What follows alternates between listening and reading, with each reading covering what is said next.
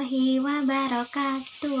Hai, perkenalkan nama saya Alisa Sofi Merahayu, bisa dipanggil Eca dengan NIM 184 dari Prodi Psikologi S1, kelas F. Di sini saya akan menjelaskan tentang sumber ajaran Islam dengan judul Sumber Ajaran Islam dan 4 aspek universalnya dalam kehidupan sehari-hari. Mengapa sih sumber sejarah Islam itu penting di era modern? Maka dari itu, mari kita bahas.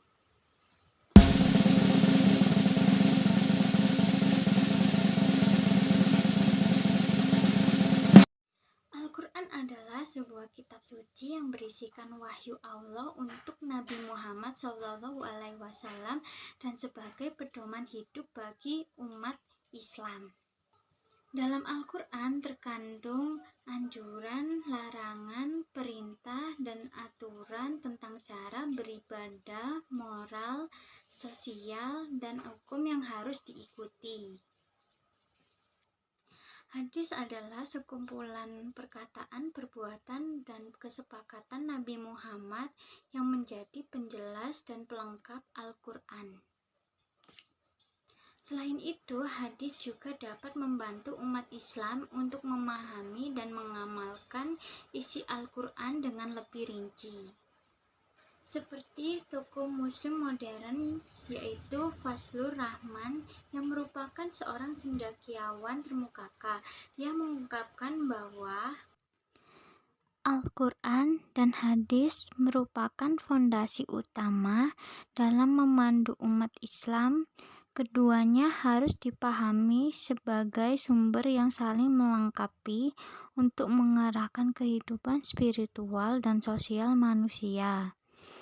Maksudnya, Fazlur Rahman mengajak umat Islam untuk membaca Al-Quran dan hadis dengan pendekatan yang kontekstual dan kritis agar nilai-nilai Islam bisa hidup dan berfungsi sebagai panduan moral dan sosial yang relevan di segala zaman dan kondisi kehidupan manusia. Ada pula tokoh muslim modern lainnya seperti Muhammad Asad dan Syekh Muhammad Naukul Attas. Pada Muhammad Asad menegaskan bahwa Al-Quran adalah sumber utama wahyu ilahi yang tak berubah, sementara hadis adalah interpretasi dan penjelasan yang membantu umat memahami dan mengamalkan firman Allah secara tepat. Sedangkan menurut Syekh Muhammad Naukul Attas menyatakan bahwa Al-Quran adalah kitab utama yang memberi pedoman kehidupan dan hadis sebagai pelengkap yang menjelaskan konteks aplikasi ajaran Islam dan kehidupan harian.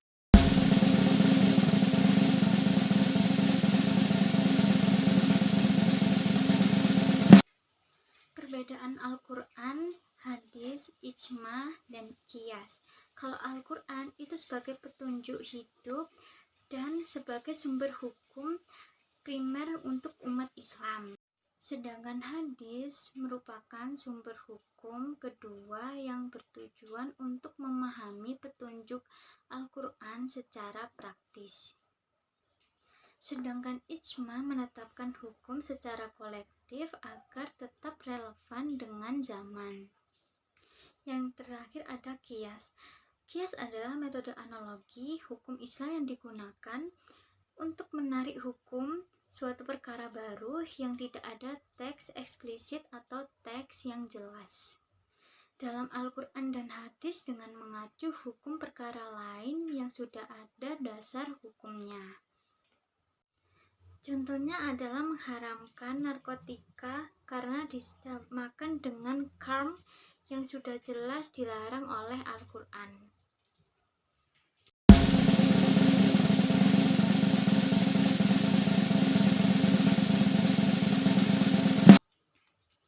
Macam-macam atau pokok-pokok ajaran Islam itu ada 4. Yang pertama itu ada akidah, yang kedua itu ada ibadah, yang ketiga itu ada akhlak, yang terakhir atau yang keempat itu ada muamalah. Akidah atau keyakinan adalah dasar yang paling mendasar dalam Islam yang harus diyakini oleh umat muslim agar keimanannya sah. Selanjutnya ada ibadah. Ibadah adalah wujud nyata dari ketaatan dan kedekatannya hambanya dengan Allah. Akhlak atau moral mengatur perilaku dan etika dalam kehidupan sehari-hari agar selaras dengan nilai-nilai Islam. Yang terakhir ada muamalah atau interaksi sosial, yang mana mengatur hubungan sosial, ekonomi, dan hukum antara individu dengan masyarakat secara prinsip keadilan dan kebaikan.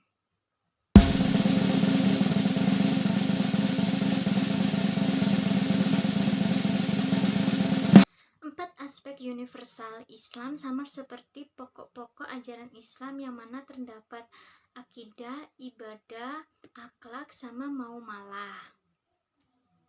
Akidah mencakup keimanan kepada Allah, malaikat, kitab suci, nabi dan rasul, hari akhir, dan takdir. Yang kedua itu ada ibadah seperti melakukan sholat, zakat, terus puasa, dan melakukan haji.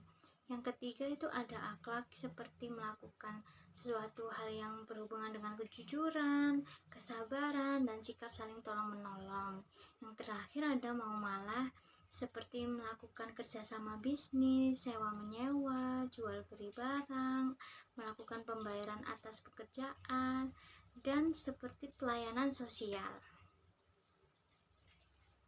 Kasus atau isu yang sempat viral di media sosial yaitu seperti kasusnya Bu Guru Salsa dari Yogyakarta, yang dimana terdapat seorang guru perempuan menggunakan pakaian yang dianggap kurang pantas saat mengajar hingga menjadi viral.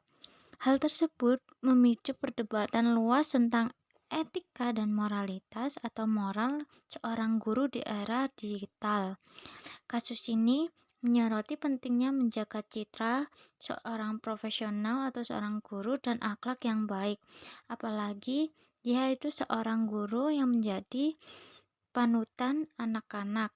Sekaligus bagaimana penggunaan media sosial dapat mempengaruhi persepsi publik terhadap moral seseorang.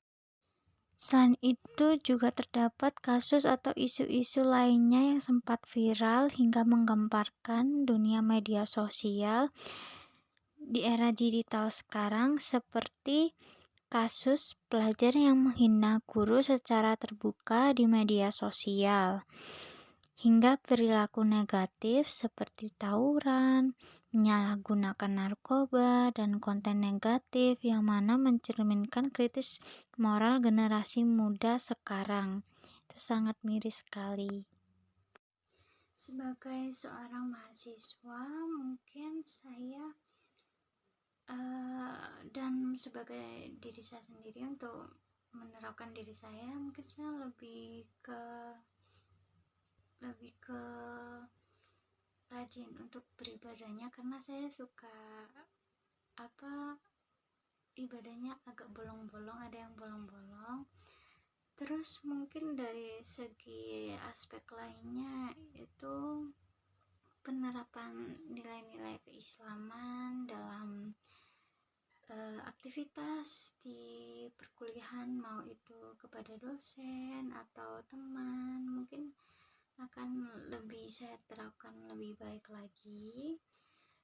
Pada materi pembahasan kali ini mengajarkan kita pentingnya bahwa moral dan akhlak harus dijaga dan diajarkan dengan serius sebagai fondasi keberhasilan sosial dan pendidikan.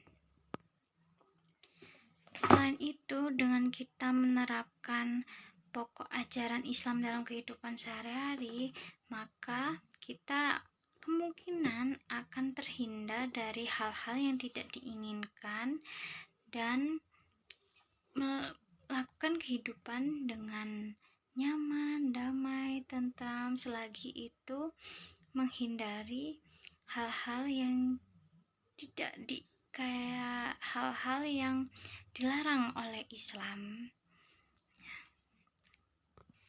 Seperti pokok-pokok pada Islam yang terdiri dari 4 aspek, yaitu akidah, ibadah, akhlak, dan mau malah.